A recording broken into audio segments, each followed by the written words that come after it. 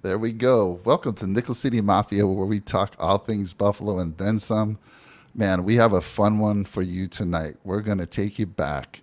And if we could have the Buffalo 1990 Buffalo Bills go against the 2022 Buffalo Bills, who would win that game, right? This is going to be so much fun. I'm going to be representing my era. Jim Kelly is my favorite quarterback and will be that guy for a very long time. Josh Allen still has a lot to prove to me. And there's just so many good players back in 1990, and we're going to get into all that. I'm Mike Thornton, and we thank all of you for joining us today. I see some folks already in the channel there, and we'll set those ground rules. I do have a few rules. Joining me today, as always, is my co-host, Jake Podger. How are you, Jake? I'm ready, Mike. Okay, so let me, since we're going back to the future, I just want to give our sponsor, Labatt Blue, aka Labatt Brewing, a shout out for being our sponsor, because they're going to be our future sponsor. Every show I like to crack open one of these suckers, so might as well get it started early. I know you said we're going to try to keep this kind of short and sweet, Mike, but I got 2 beers, so I'm going to finish both those beers by the end of the show. That's the goal. Shouldn't be a problem because I'm going to be pretty fired up throughout the whole thing here, so I'm ready to rock. Let's do it. All right, well, hopefully my mic holds up there. Were you giving me a signal? Was I having some audio issues there? Oh, no, that was actually just me cheers, and that's on okay. me. No, you sound great. You sound great. Yeah, let us know, folks, in the channel if everything sounds great. We've definitely been having some technical difficulties, which happens. And I wanted to give a shout out to, listen, I wasn't alive during the 1990 season. Not even sure if I was a thought. Was born in 93, but I did manage to pick up the Scott Norwood jersey on eBay. It was the best $20 I ever spent in my entire life. Actually got it for a 90s party. But here we are, Mike. We're talking 1990 Bills versus the 2022, aka future Super Bowl champ Bills. So I am ready to go. Let's hit it, baby. All right. And I actually watched it's the first time I rewatched it, Jake, and forever. I watched the Super Bowl 1990 game, and just feel so bad for the jersey you're wearing there, Mr. Scott Norwood. But let's set some ground rules here, okay? And Jake, I'm going to set the rules. I'll let you throw a couple in there. But to start with, we're going to go back to the 1999 rules as far as protecting the wide receivers, which there wasn't any protection for the most part. That's right. You better have your head on a swivel. Yep. And then we're going to go back to the roughing the passer. Yes, there was roughing the passer back then, but you really had to go out of your way to rough the passer. So we're going back to those rules. It was funny. In the Super Bowl, I wasn't expecting to see any roughing the passer, but sure enough, the Giants got called for roughing the passer on Kelly. And that was because the guy took 4 or 5 steps before he hit him. In today's game, my goodness, you can't even take 1 step and hit the guy. And if you hit him wrong, high, low, whatever, you get flagged, right? So that's kind of the rules. Also, back in the day, we didn't have an earpiece in our helmet, right? We didn't have an earpiece. You either had to call in the play or signal in the play or send somebody in with the play. But we're going to allow the earpiece. We're going to allow the earpiece for your guys. Okay. All right. Sounds good. All right. Any other rules you wanna throw out there? No, actually, quite honestly, I think Josh Allen is going to thrive in the 90s era. He would also thrive, which he is thriving right now. So excited for you to present your opposition to me here, Mike. Listen, much respect to the 90s Bills, but it's hard to compare eras. First off, I want to make that a known fact. It is. Which, I mean, the game has changed so much. It's been 32 years now. Isn't that insane? 32 years, Mike. Yep. So it's going to be very interesting to see how you present your points, and I'm pretty excited for this. First of all, I do want to say a lot of people are going to probably say, oh, the guys are more talented, more athletic today. And if you are saying that and you haven't seen the 1990 Bills, go watch some film. Go check out some highlight film. That's not the case. This team was so athletic, and we'll get into it right now. So first of all, let me take you back in history there. 1990, Marv Levy, the most successful coach in the history of the Buffalo Bills, was our guy. Ted Marchibroda was heading the offensive coordinator position. And then we had a gentleman named Walt Corey on our defensive coordinator. And, of course, the great Bill Polian, who put those great Super Bowl teams together. Now, Polian, like Bean, I got to wait till I get into my stuff here, Jake. I love it. Back then in 1990, we had 12 rounds of the NFL draft, right? Today's game has 7. And Polian found so many gems at that 11th round. Just like we always talk about, or you always talk about how Bean's been able to find some guys in the late rounds. Yep. Polian did the same thing. What we got here? Alex Whalen saying comparing eras in any sport is super tough, but excited for this debate. And guys, please, guys, girls, who's ever watching the show, we want you to participate. When I get into my spiel here, I don't think I'm ignoring the comments in the channel. I'm gonna be focusing on what I'm presenting here. When Jake starts talking, I'll throw up your comments and all that good stuff. So super happy to have you there. So let's get into this. All right, Jake. One of the big reasons we're gonna be able to beat the 2022 Bills is because of our defense, right? It starts here. And I feel in this game, I only need to get 2 stops on your team. We only need 2 stops, and maybe not 2 stops, but I'm going to say 2 stops. And let me tell you how we're going to get there. First of all, we had arguably one of the best defensive ends in the game. You can't argue this point. Bruce Smith, fantastic. Not only a great pass rusher, Jake, he had 19 sacks this season. Yeah. But this man had 101 combined tackles. It's unbelievable. Who does that? That's does that? unheard of. Most edge rushers are pinning their ears back and they're going after the quarterback. 50 tackles, maybe. Right? You know what I mean? I mean, they're not posting 100 tackle seasons. He had incredible instincts. Yeah, it was unbelievable. He had incredible instincts. He could read the play and be involved in stopping the run. So as most people think of him as a great pass rusher, he was just as good as a run stopper. It didn't stop there. So the Bills, by the way, in 1990, we ran a 3-4 defense. That was our base defense back then. Okay, a little bit different than what the Bills run these days. Anyhow, at nose tackle, Mr. Jeff Wright. Though Jeff Wright had just replaced a player that was loved by Bills Mafia, and that was Fred Smerlas. Yep. Right, Fred was replaced and actually went on in 1990 to another team. But Jeff Wright came in, and he was a little different at that position. He was an agile guy. He can move. He was quick. Not only did he have a lot of tackles, which you expect from that nose tackle position, he had like 76 combined tackles, but he added 5 sacks, which was a nice piece, right? And then on the left side, we had Leon Seals. Now, I do think, Leon didn't take advantage. We got these people really focusing on Bruce Smith. Leon only had 4 sacks. But combining these 3 guys up front, 28 sacks, right? And I feel like, I'll say it in a little bit here. Based on what I saw from your team last year, Jake, we're not going to worry about your running game, right? And I'll tell you some things. We're not going to worry about your running game. We're going to pin our ears back, and Bruce Smith is going to have his way with Spencer Brown. Spencer Brown is going to be in trouble, and I don't care who Bruce lines up against, whether it's Dion or Spencer.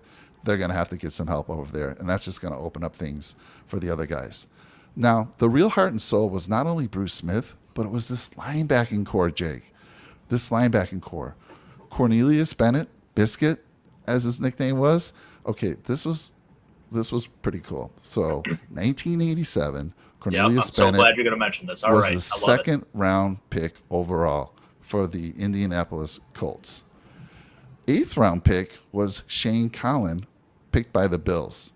Now, Bennett was involved in a big trade. There was a 3-way trade. Trade of the decade, Mike. Right. It ended up sending Eric Dickerson from the Rams to the Colts, and it gave us the rights. It involved the Colts, the Rams, and the Bills. And, we got the rights to Mr. Bennett. And Greg Bell from the Bills. Greg Bell was part of that trade. He went off. Yeah, he went off with the Rams. He scored like 16 touchdowns the following season. I mean, he was solid. Even when he was with the Bills, he was a solid player. But yeah, that was a big trade. And so now you got 2 top 10 picks from the 1987 draft on your defense. Are you kidding me? First of all, Jake, I've already forgot to bring up the slides here. So let's bring this up for folks. Kind of look at this defense as I'm talking about them.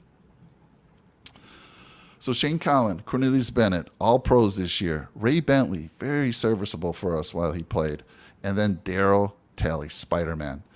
All of these guys, 3 of those 4 linebackers were all pros. Darryl Talley, let me just say this. Maybe not the most gifted, athletic linebacker you'll see, but his instincts, Jake. This guy would make plays when you needed a play. We talk about how Tremaine Edmonds has all that gifted athleticism, but instincts don't seem to be there sometimes. That's not the case with Daryl Talley.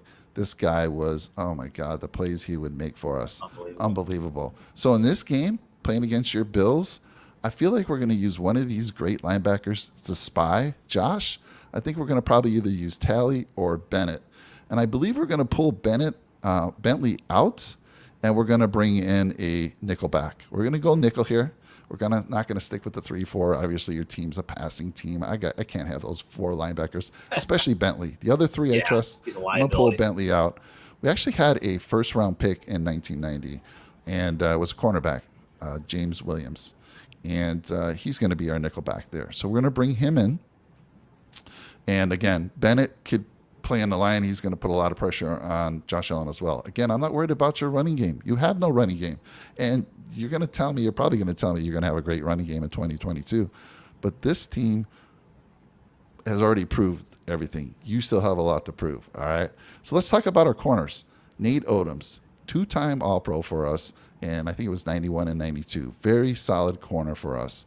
Probably our weakest link as far as that secondary goes was Kirby Jackson, right? And you can kind of relate Kirby to maybe Levi Wallace playing on the opposite end of your number 1 corner. So Kirby was serviceable, but he was the weak link in that secondary. But like we always say, having that solid front, defensive line with Bruce Smith and all those great linebackers putting pressure on Josh, it's going to help us out there in the secondary for sure. Then, because we're playing with the 1990 rules, Jake, you guys better have their heads on a swivel. Let me just say this. Your wide receivers better be on the lookout for Leonard the Hitman Smith. Leonard Smith was probably the hardest hitter in Buffalo Bills history. Absolutely. Wow. He was a first-round pick. Yeah, first-round pick from Arizona. He played with them for 6.5 years, and then he came over in a trade. And, he really elevated this Bills defense. I mean, he was just looking to knock somebody out.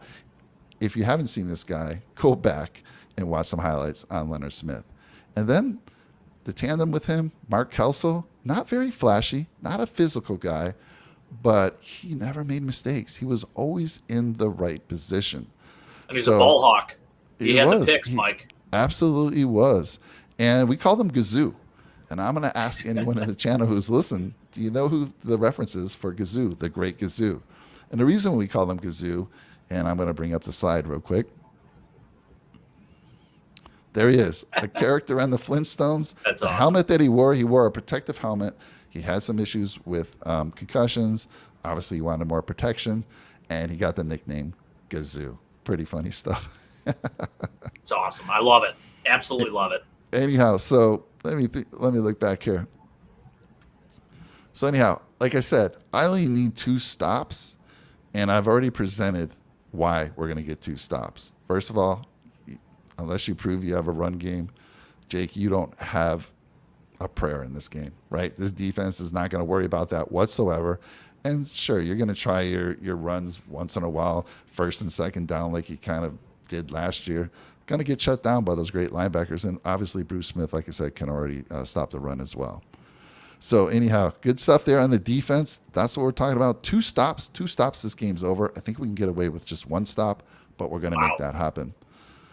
Before I get on to the offense here, let me look in the channel here and see what we got out there. Let's see. I think I already said this. Comparing errors in any sport is super tough, but excited for this debate. And then we got Paul Glover jumping in with Bryce Pop Paul, was a backup. I believe Bryce Pop was on the Packers at this point still. I think he was Defensive Player of the Year with the Bills in 95 was it?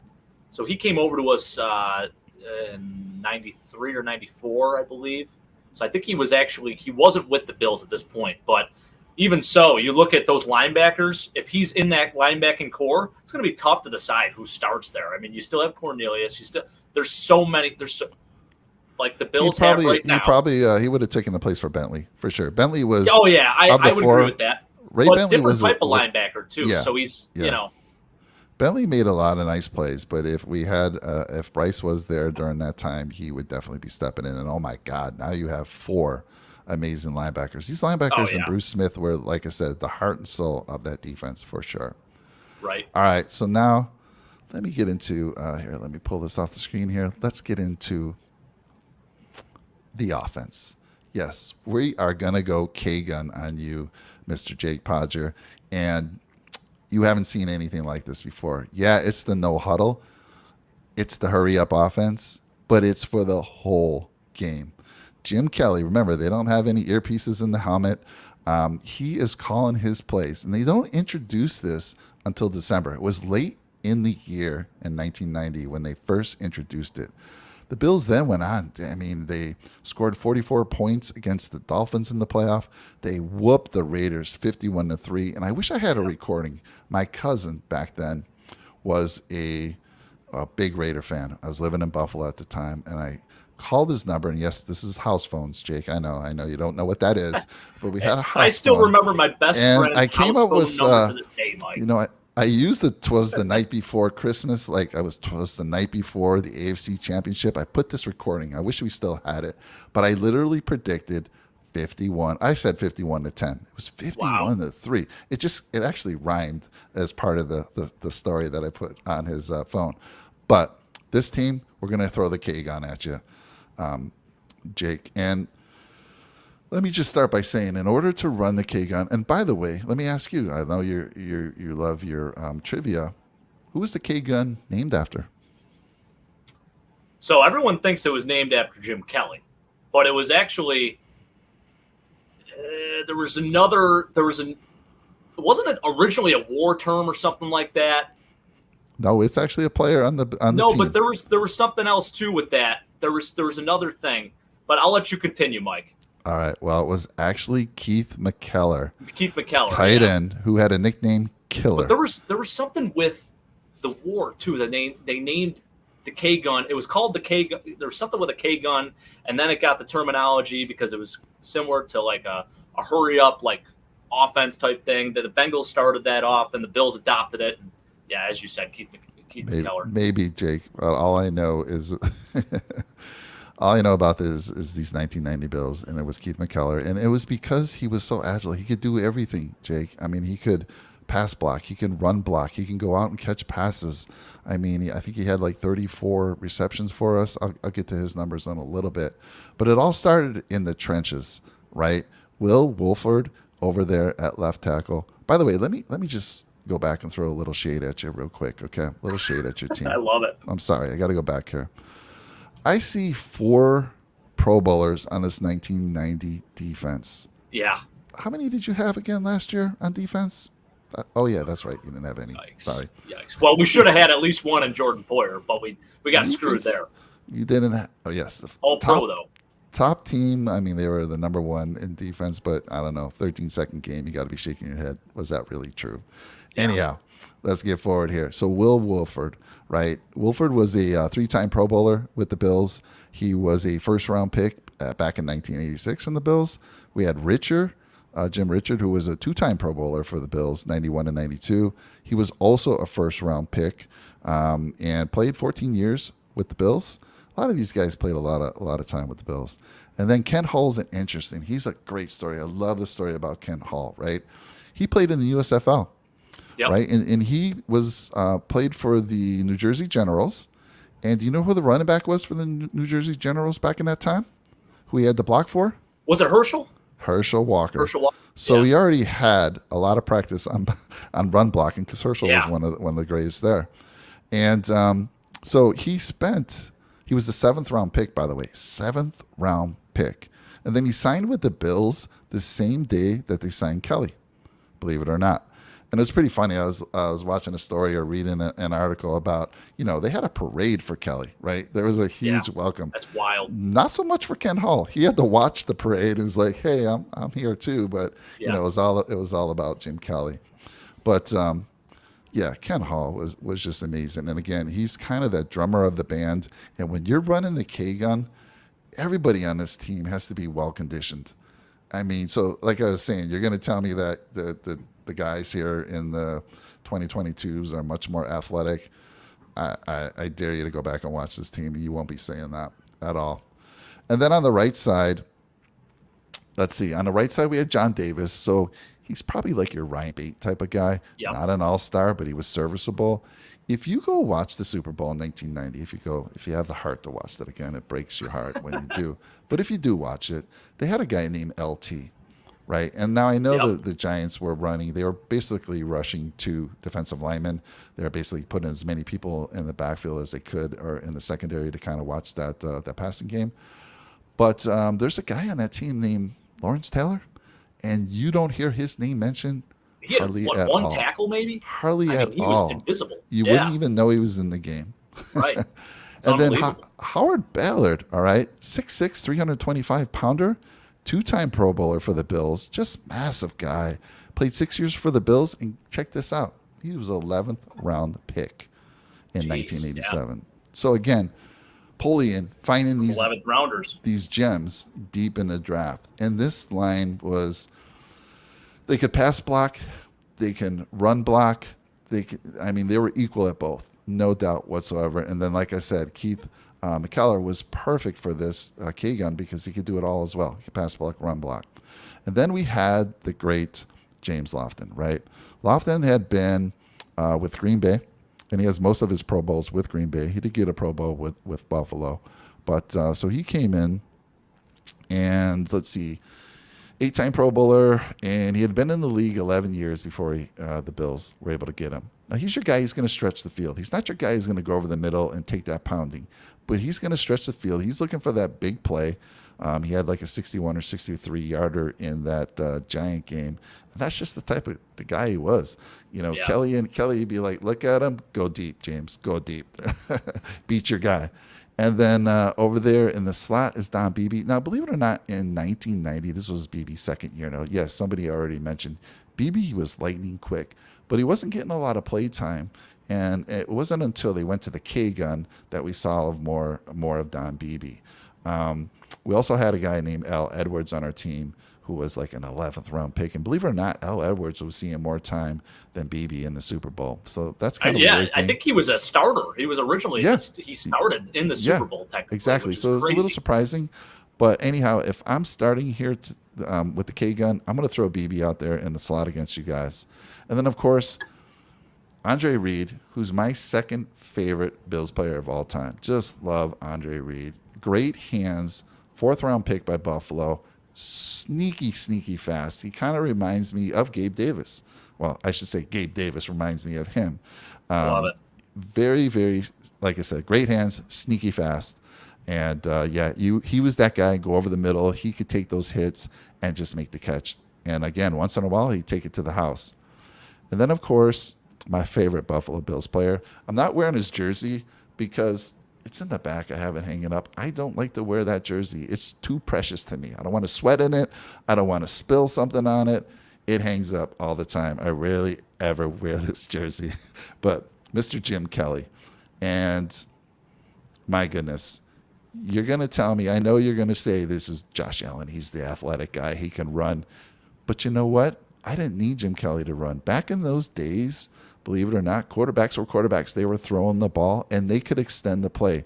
Look what Tom Brady's done throughout his career. He's not known as a runner. He can extend the play. Kelly could do the same. Dan Marino could do the same. They can extend the play. And Jim Kelly did just that. He'd call the plays, make the throws when he had to. It could be either to, believe it or not, Thurman Thomas, by the way, I haven't even talked about him yet. I'll get to him in a second. But Thurman was the second leading receiver in 1990 for the Buffalo Bills. So Jim Kelly calling the plays. This balanced offense, Jake, is going to have your defense like guessing the whole game. You're not going to know what's coming. And let's talk about Thurman Thomas, right?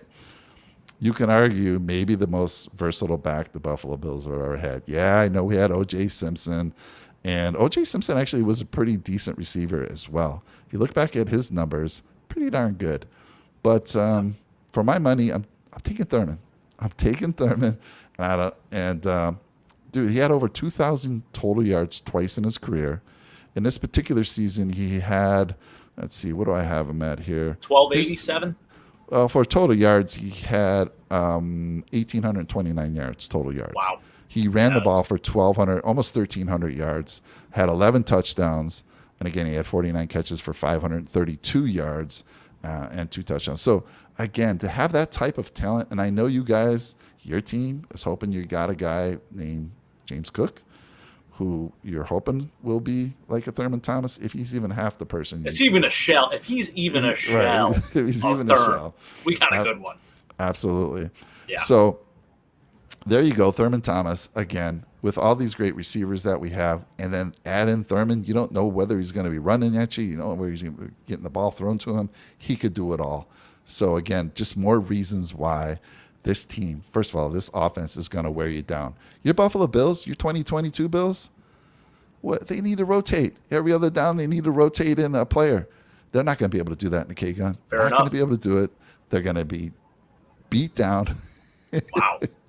And I want to put a special mention about for you, Jay, because I know you're all about those fullbacks, Mr. Jamie Mueller. Had a fantastic season for us, and he was in a lot more of the sets before we went to the K-Gun. But yeah, what a fantastic fullback for us.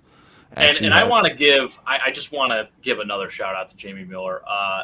So I was looking this up today, just a little bit on him, just some more information. I knew of him, obviously, big fullback guy, but I did not realize how much weight this guy could put up. So he's one of the all-time strongest NFL players, like ever, in terms of powerlifting totals across the board. He had a 700-pound squat, a 700-pound deadlift, and a 465-pound bench. On top of that, the guy ran a 4.440, which is just insane. I mean, for the size that he was, just unbelievable. So sneaky athleticism out of that guy, and I think he had 200-something yards rushing that year too, right? Yep. He had 207 yards rushing, 2 touchdowns, and he actually can catch the ball too. He had 106 yards receiving and a touchdown as well.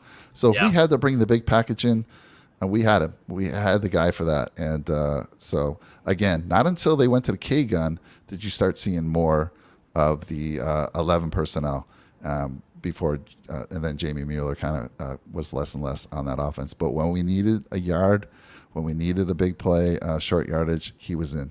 That was your almost guy. Guaranteed all the time. Anyhow, so there goes the reason why, again, we're going to win this game. You're going to be worn out by the time this game's over. There's no way, Jake, you're going to be able to hang with these guys. They were athletic. They were conditioned. And you're going no huddle, hurry up the whole game. Nobody does that anymore. When's the last time you've seen that? And it's because you needed a special blend of talent to do that. Yep. This team did it. They carried over that K-Gun into the next season, 1991, and they put up their best numbers ever. I mean, Lofton had big numbers. Reed had big numbers. Beebe got involved more. That K-Gun carried over into 1991. And I could have put 1991 as the team I wanted to play against, put against your 2022 Bills, but we lost Bruce Smith that year. He only played like 5 games. I wanted the team that, for me, was the closest to winning the Super Bowl. Also had Bruce Smith all year round. Had probably Bruce Smith's greatest year. Now, I'm not done here. I'm not done. I got more for you, Jake. I mean, you're going to appreciate this. You know this. We had the best special teams guy ever to play the game, Mr. Steve Tasker. And it's a crime that he's not in the Hall of Fame. I certainly hope that one day they get that resolved, right? This guy, he's taking a look at what you did last year on special teams. He's like, man, these guys have a hard time handling the ball on punts. The punter struggled. He goes, I'm going to make a play. So I really believe Steve Tasker is going to have either a block punt in this game, or he's going to force a fumble or recover a fumble on a punt return, right? He's going to make a play. So there's another opportunity for our offense. I have no doubt Tasker's going to take advantage of that special teams you put on the field last year. I mean, my goodness, come on now. Now, I also want to share something with you, okay? If this is the game of all games between the 1990 Bills and the 2022 Bills, guess where I'm also going to put Tasker at? Let me throw that over to you. Guess where I'm going to put him at? play him a little receiver. Why not? Exactly. Not You know? play him a little receiver. Do you Yeah. know that Kelly would lobby for Steve Tasker? He was the Wes Welker before there was a Wes Welker. And Yeah. Kelly later, as the years went on, Kelly lobbied more and more. Get Tasker in the game. Nobody could guard this guy, and he had great hands. But of course, the coaching staff was like, "No, we can't risk him getting injured." Now, when have you heard that on a special teams guy? It's unbelievable. We can't risk him on offense because because he's so valuable to us, and he was. I mean, teams had to scheme against this guy. So right there, that puts us over the top. Jake, if I haven't already given you enough reason, that's going to put us over the top. So let me tell you how I have this game going. I have it 24-21 going into the fourth quarter. My Bills are up by 3 points. We've Thank worn you God they're out. up by 3. We've worn you out enough. We're going to put up 14 more points in the fourth quarter. Wow. Going to put us at 38. And Josh Allen's going to get a late, touchdown against our prevent. So 38-28. Boom, mic drop, game over. Let's go. That is wild. But I respect it, Mike. I think he did make a lot of very good points there. Glad you gave a little ode to the fullback there as well. As I said, let's just hope that this game doesn't come down to a kick. I said, thank God you're up by 3 going into the fourth, because we know what happened during that 1990 season. Shout out to the guy's jersey that I'm wearing. Feel terrible for the guy because, honestly, he was the main reason why we got to a lot of those Super Bowls back in the 90s. So he was a very good kicker, and it's unfortunate. Obviously he missed the kick to get the franchise's first Super Bowl, to end all curses, to end everything that Buffalo has ever lived for. And, man, I mean, wide right. So tough. Jake, before you get into your pitch on why you think this 2022 Bills team, let me just get a breather here. I'm already looking. We're at 31 minutes. I don't know how it's possible. I talk way too much, obviously. Oh my goodness! But I wanted to say something about Norwood as well. So Norwood had, he couldn't kick on grass very well. He didn't have he couldn't go long on grass. I don't even know if he made a 50-yarder on grass ever. Maybe one time. But if you watch that Super Bowl, and I did, every one of his kicks, whether it was an extra point or a field goal, was always going to the right. Always. And, of course, when he kicked that 47-yarder and missed it, same thing, went right to the right. Yeah. The other kicks were much shorter, so it didn't affect it. But let me see here. Let's bring up Big Al here. The 90 Bills had a way better line. Absolutely, Big Al. Thank you. I feel like you have to be about, I was figuring this out. Maybe I said this earlier, 45 years or older to really appreciate those 1990 Bills. Because you're 45, you're at least 13 years old. You should have a recollection of this great team. And then let's see what Mr. Paul Glover had to say. Thurman started over Barry Sanders at OSU. Yeah, that is absolutely crazy. And then what else did Paul have to say? Belichick. Yeah, I didn't want to bring his name up. Oh, my God. You know something? He's right, though. Let me tell you this, Paul. Of all my years, I watched all the Super Bowls. And back then, I was just a pure fan. I wasn't doing shows. I wasn't getting into I knew Parcells because he was the big guy coaching that team. Yeah. I did not know who the heck the defensive coordinator was. And when I found out it was Belichick, when I was doing all my researching and looking back, I could not believe it. I was like, oh, my God. I called my Troy, one of my best friends. I had to say to him, I'm like, dude, this guy's been a thorn in our side longer than I even knew. It went all the way back to that 1990 Super Bowl. And interesting story there. He went in. So the Giants were known for stopping the run. They took pride in stopping the run. They were ready to shut down Thurman Thomas. He said, guys, you got to trust me. You got to listen to me. We're going to let Thurman get his. He's going to get over 100 yards in us. Trust me. And he did. And he did. And he had his day. It's kind of like going against Michael Jordan saying, what can we do against Michael Jordan? He's going to get his points. Let's let him get his points, but shut down everyone else. And because of the way that, wide receivers weren't protected back in the day, oh my goodness, Belichick came up with this. We're going to hit him. We're going to hit him hard. Anybody crossing over the middle is just going to get nailed. And by the end of the game, everyone was having alligator arms and just kind of fearful that they were going to get, knocked out silly because of that. So, yeah, you had to bring up Belichick. That was hurtful, I got to say. Anyhow, I'm sorry to interrupt you. I will not interrupt you any longer. You were very nice to me, so I'm going to hand it over to you. No, that was incredible, Mike. Very well done. Very well thought out. You stumped me for a second on that K gun too. I'll be honest with you. I was looking it up too. I was trying to figure it out. So there was something back in World War II, the K gun. I think it was like a machine gun or something like that. Uncle Jay, if you're watching, I know you're a big history guy. Please help me out with this one because there was something that came up with that too. And the term was sort of adopted, I think, for that. And then also Keith McKellar, obviously, was a big focal point of the offense. He's kind of the do-it-all player, right? So, but excellent job. You did a great job presenting these points, Mike, but you are wrong. This was a great team. They had 5 Hall of Famers. You got guys that were, James Lofton sort of at the tail end of his career. You had guys just getting into their prime, such as Thurm, such as Jim. Bruce Smith won Defensive Player of the Year. Yes, that's great and all. But let's start off with this 2022 Bills defense first off.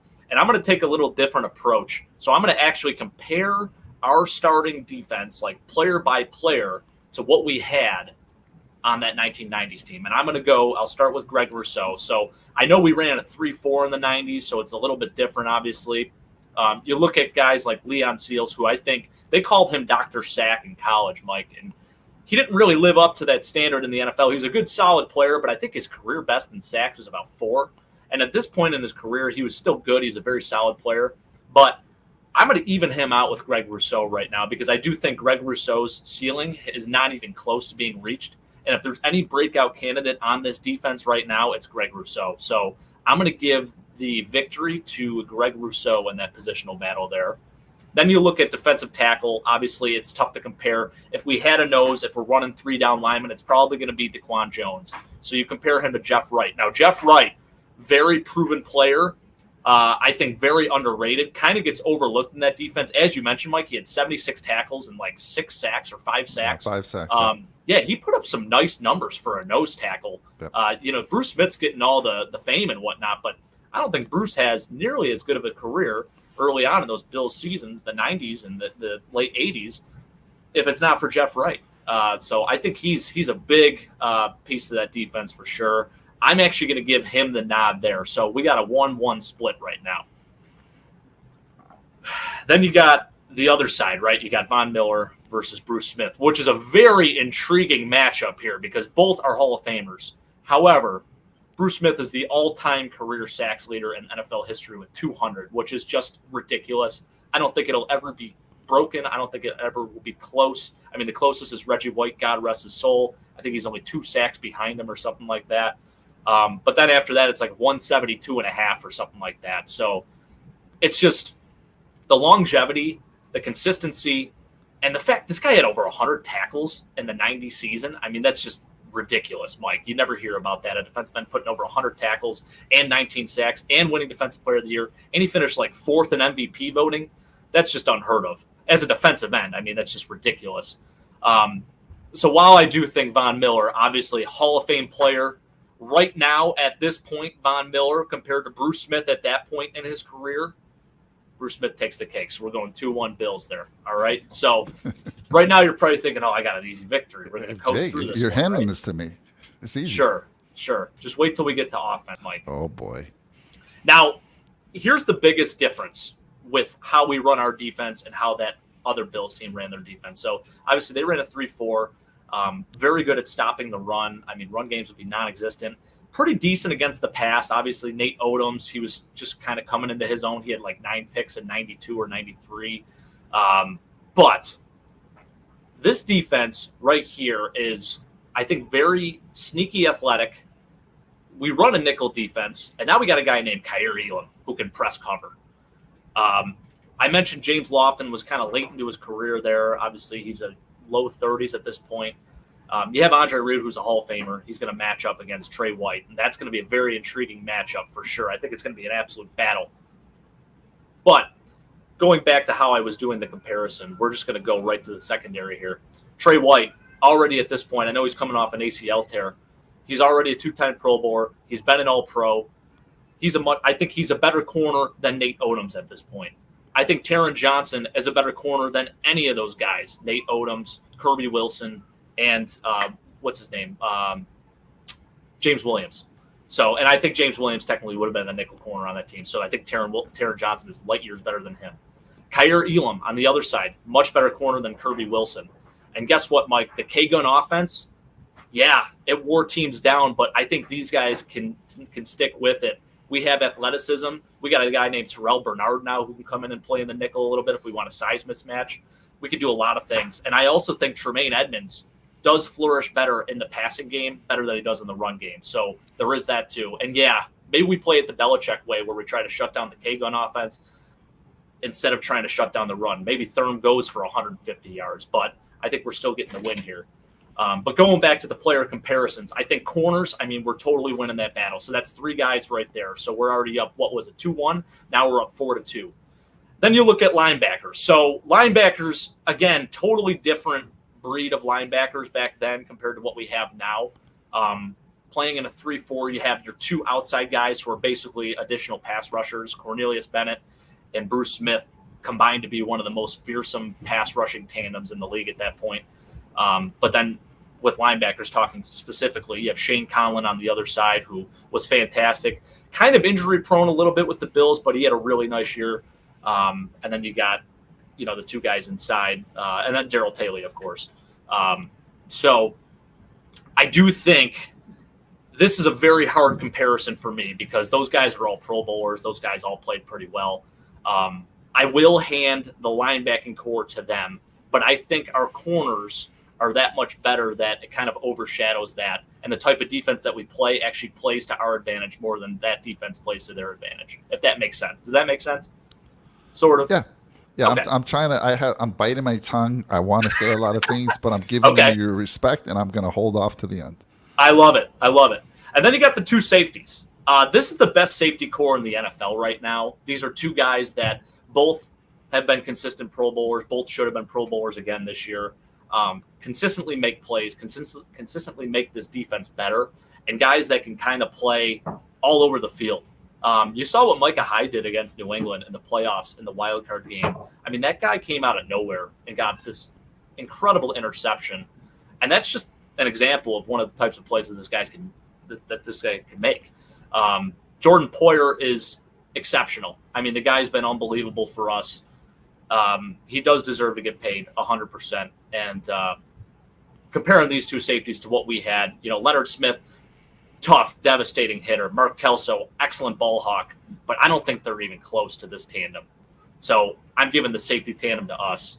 So in terms of when you look at it across the board, the defense, it can kind of balance each other. I mean, you look at the Bills, better linebacking core than what we have, but I think we play to our strengths here.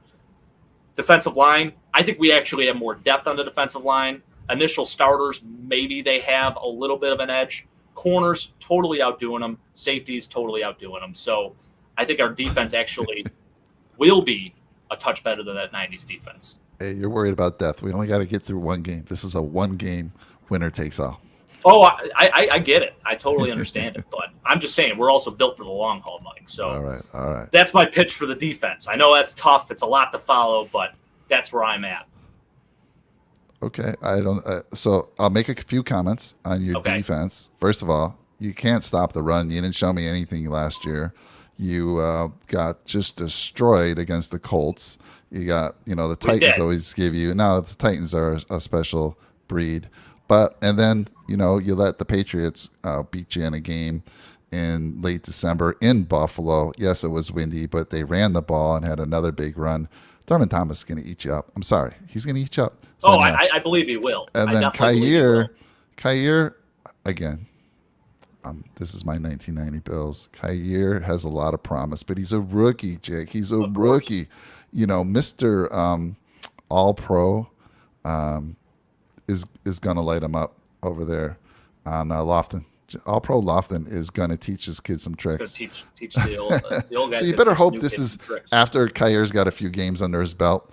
And then, of course, Trey White's coming back in off that big injury. I agree with you on your safeties. I agree they have the edge because they're the best. I give them the edge. But, again, for me, it's a slight edge for the 1990 Bills. And like I said, you can't stop the run. And, yes, you have the most athletically gifted linebacker of all of them that we've talked about today with Mr. Tremaine Edmonds yet. Those instincts haven't been there. He's got to be in the right position. He seems to get in the position, but then he can't finish. So Taron Johnson, you know Taron Johnson. I love Taron Johnson. He's one of my favorites, and definitely has the big edge over whoever we would have put at nickel, because we weren't used to running a nickel D back then, right? We were running that 3-4 defense, and I threw out James Williams because he would probably be the most probable guy, but he was a rookie. He was a rookie that year, right? So, anyhow, so I'll give you the edge there. But good stuff, Jake. Let's move on. Let's see here, real quick before we move on. I love it. Mr. Brian Label, who we think is Brian Dable, head coach of the New York Giants these days. He is all about the 90 Bills still winning. Let me bring this here. Let me bring up this good point that he makes. If you're going position by position, some players are worth 2. Example, can't compare Bruce Smith 1v1. I'd say Bruce was so good he wins 2-0. Same with Thurman Thomas. I like that, Brian. Good point there. And then he says, this is why, so that's why Bills still win. Bills. Wow, I love it.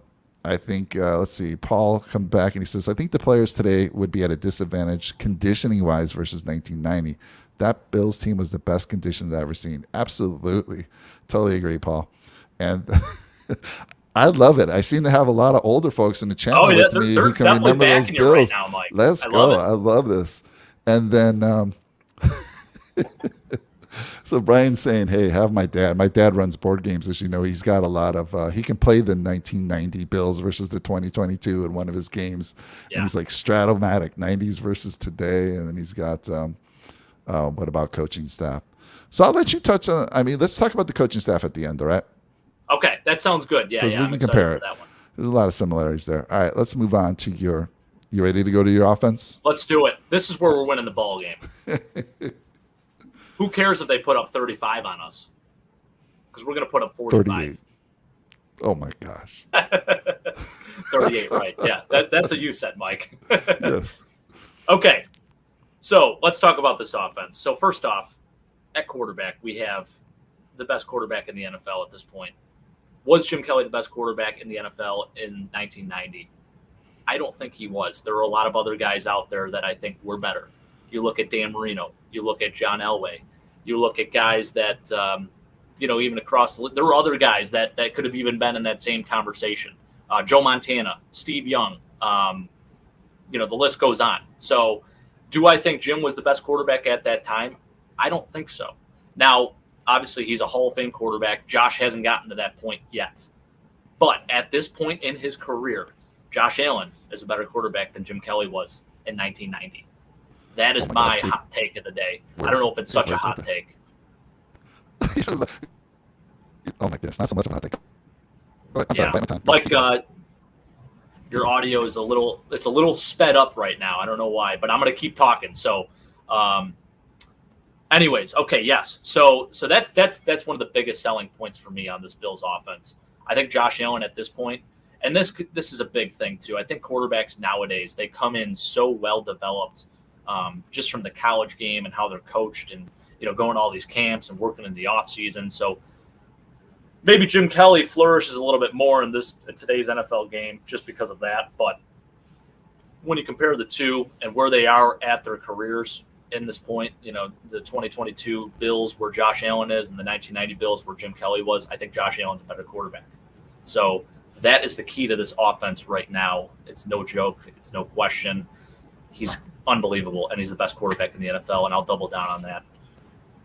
Then you have the weapons. You have Stephon Diggs on the outside, who has been tremendous. He set all the Bills' receiving records in terms of receptions, yards. The only thing he hasn't set a record in is touchdowns. And do you know who that is held by, Mike? Trivia question. By the Bills? Yes. Is my sound okay right now? Actually, now it's back to – it was good for a second there. I'll go on and give you the answer to this. So his name is Bill Brooks. He wasn't here very long. I think he was only here for a couple seasons. But in 1995, he set the Bills' receiving touchdown record with 11 receiving touchdowns that year, which is insane because that is still the record to this day. Now, Stephon Diggs did have 10 touchdowns. Yes, it's more of a pass-heavy league at this point too.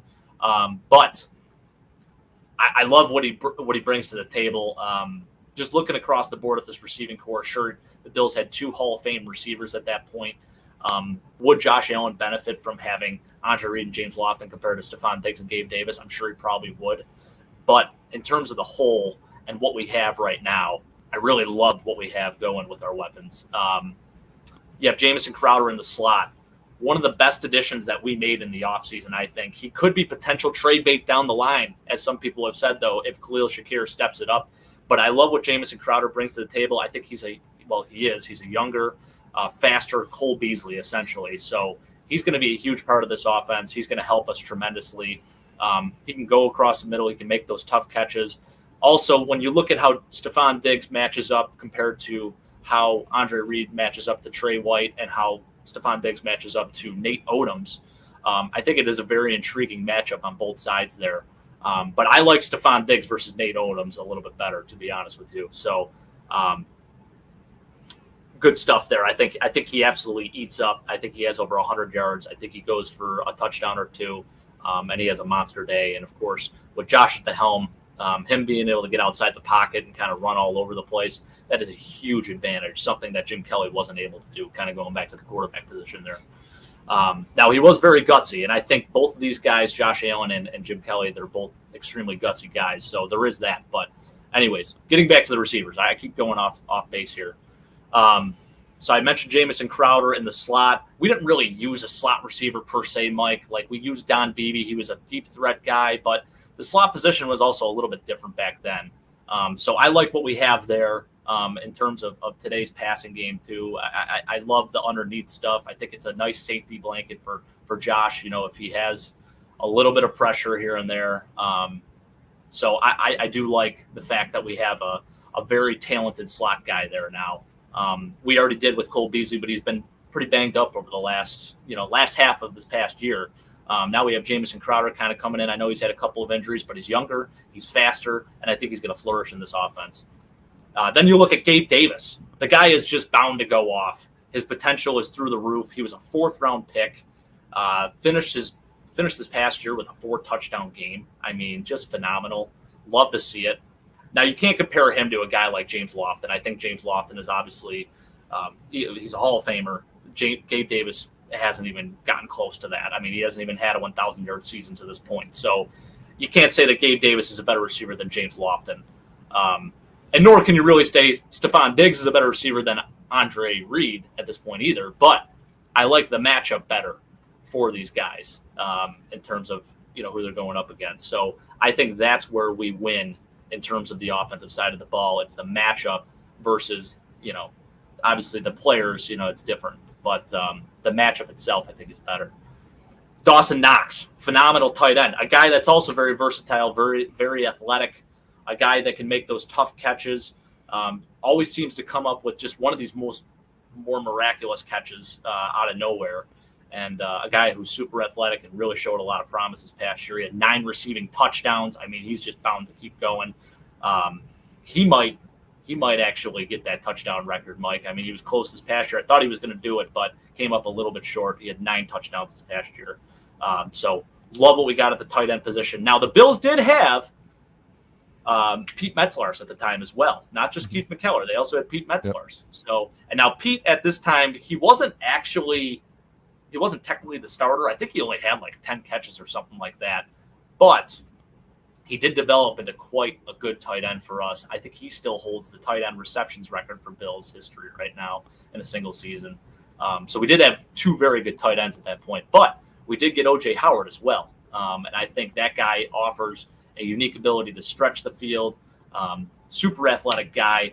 So a very good compliment to Dawson Knox. So I like our tight ends in this offense better than what the Bills had in the 90s. Then you do look at the offensive line. Now this is an area where I do think we put a lot of emphasis on. We beefed it up quite a bit. We got some tough football players in the middle there. Roger Saffold was an incredible signing. Actually, my favorite signing that the Bills made this offseason, even over Von Miller. A guy that's going to help us so much in the run game. Taylor Lewan called him the best run-blocking guard in football right now. I think he's unbelievable. The guy can get to the second level. He's a tough football player. He's going to help us tremendously in between the tackles, and that is certainly an area where I think the Bills want to get better at and have the ability to not only throw the ball over the place, but actually have a reliable running game. I know Mikey kept harping on how we didn't have a running game. Well, I think we're going to now this year. And we might not have a guy that goes over 1,000 yards, but we're going to have a bunch of guys that are in that 500-yard range. You're going to have James Cook. I think he goes for 500. I think Devin Singletary goes for 700. I think you have guys that maybe Zach Moss, if he's still on the team, we'll see what happens with that. Maybe he goes for 400 and 6 touchdowns or something like that. But right now, with this offensive line, I'm feeling much better about it. We got one of the most underrated centers in Mitch Morse. We got a great left tackle in Deion Dawkins. A great right guard in Ryan Bates, comparable to John Davis, like you said, Mike. And then the right tackle, Spencer Brown. I mean, his stock is only going up. So we have a nice offensive line. When you do compare the matchup, though, it does worry me a touch. But that's where Josh and his legs really come in handy because he can get outside the pocket. He can make guys miss. He can use those legs to really wear down a defense. And now you talk about the K-gun and how they wore down a defense. Well, Josh and his legs, that is a whole nother weapon right there, and that's something that Jim Kelly didn't have. So I do think the Bills' offensive line in the 90s was maybe a touch better.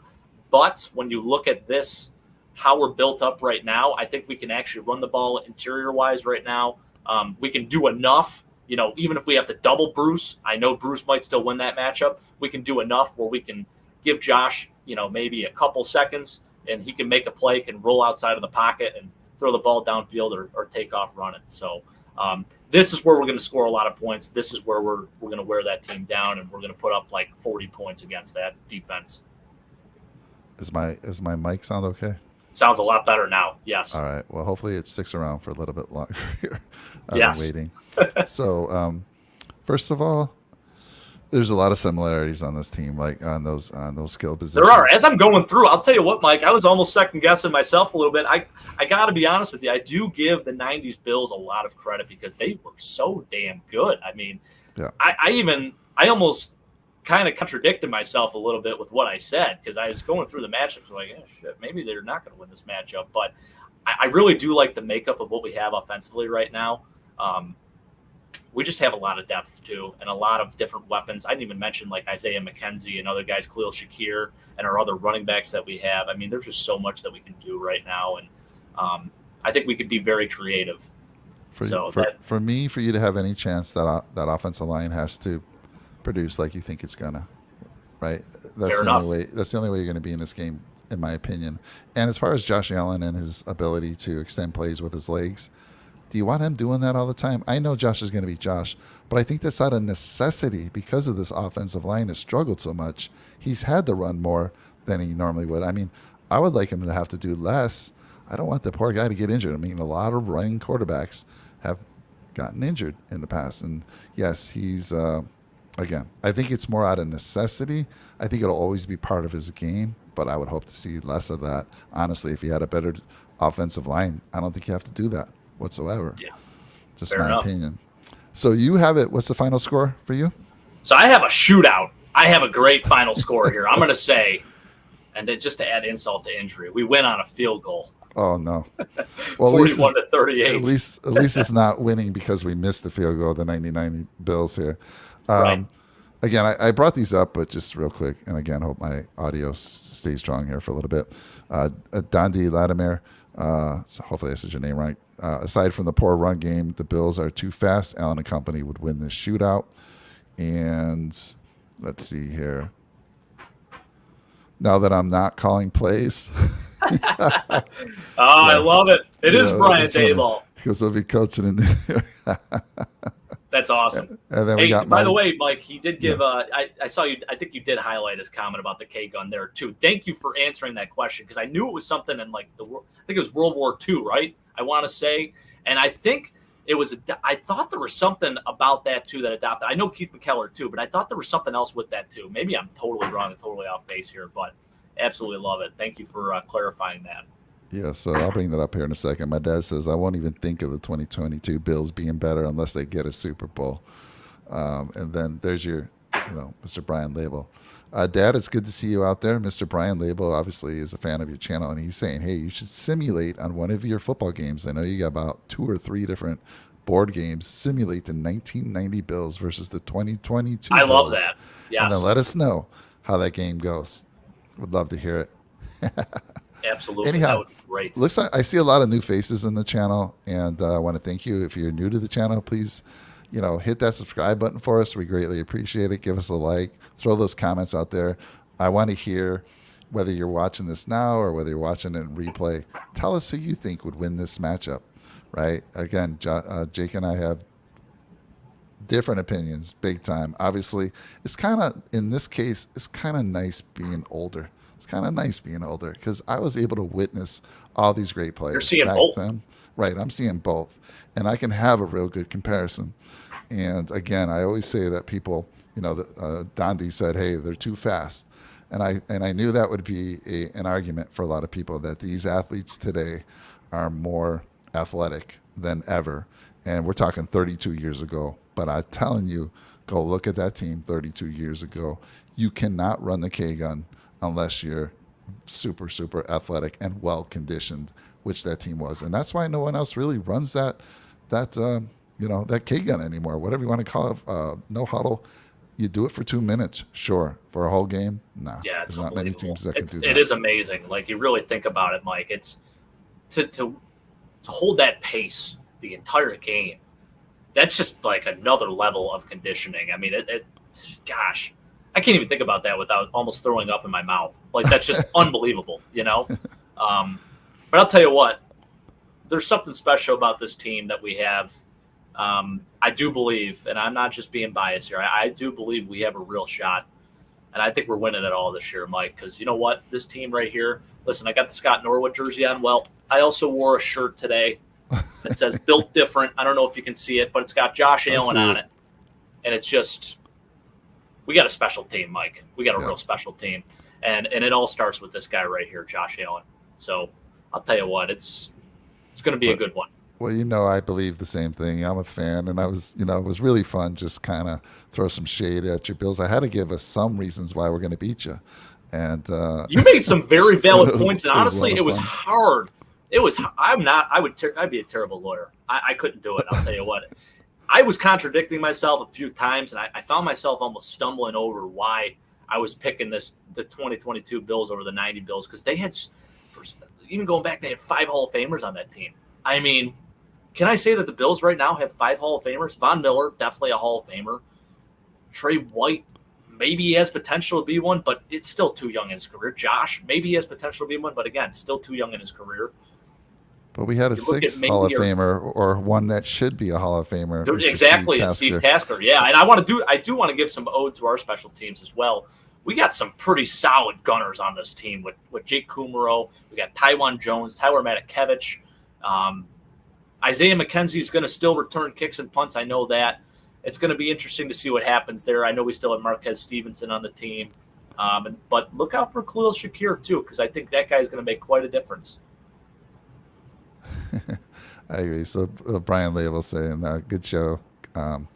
You have a good night, too. Appreciate you. And he's telling my dad it's same late that game. So pressure's on you, Dad. Let's get the real answer to this question. And again, it was a lot of fun, Jake. I was so excited about doing this show with you. And just going back and doing my research, yes, I watched that game. Painfully, I watched that game. I watched the whole season. I was there for the 1990 Bills. And through the joys, I mean, we were 13-3 on the year, just whooped up on the AFC divisional game, and then destroyed the Raiders in the conference game, the championship game. And then again, Bill Belichick stepped in our way. And it was a special team. I watched that game again. The Giants, there was no business the Giants had winning that game, but they did. They found a way. And I look back on that, and I know we say sometimes it's coaching, and I felt we were outcoached in the Super Bowl. I think McDermott, he's been criticized in the past sometimes for his conservativeness, right? But he changed that a little bit last season towards the end of the year. He did. It was just great watching that stuff. So again, we're kind of an hour and 4 minutes. I'm sorry, folks. I never thought we said we were going to go for like a half hour. I told 7 minutes you. I told Jake we have 5 minutes each, and then I time myself for what I was going. I'm like, I can't get to 5 minutes, and then here we are an hour later. So thank you for hanging out with us. All of that did. We do have a golf show later on, and for those that are interested in golf, big.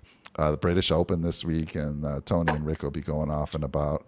I think they're going off in about 2.5 hours from now. So, Jake, it was great. Final thoughts? Yeah, my final thoughts are, Mike, I'm pretty impressed. I'm pretty impressed with that 90s team. I knew they were good. I think you definitely brought a lot of good points to the table here. And it would be a tough matchup, a tougher matchup than I originally thought. So that's why I'm going to give it a field goal difference instead of what I originally thought it was going to be. And it was going to be like a 21-point difference. But you made a lot of very good points. And I think we did have a lot of guys on that team that were underrated and sort of came into their own and really stepped it up. And then obviously we had a lot of star power on that team too. So I did finish my second beer. They are both empty. Labatt, looking forward to the sponsorship in the future here. It's going to be fun. All right. My final thoughts are, hey, it's great. Like I said, it's great to be a little older and be able to watch those 90 Bills and those 4 Super Bowls, even though they were losses. But it's a special thing to have witnessed. And I'm just looking forward to the next run. And I think this is a team that could get us this 2022 Bills. While they would lose to the 1990 Bills, I think they're better than anyone else right now currently. And I think they're going to be able to bring it home for us finally. We'll see. A lot of folks always say that we're being too optimistic and we bring, we jinx ourselves. But, hey, when your team is good, when the media thinks your team is good, when they actually are good, what else am I going to say? I have to Pressure makes diamonds. Pressure makes diamonds. And diamonds are in a Super Bowl ring. I love it. Everyone else, thanks again. Have a good one. Jake, thank you, man. I'll talk to you guys later. Appreciate it. Bye now, hey, guys. go Bills. Go Bills.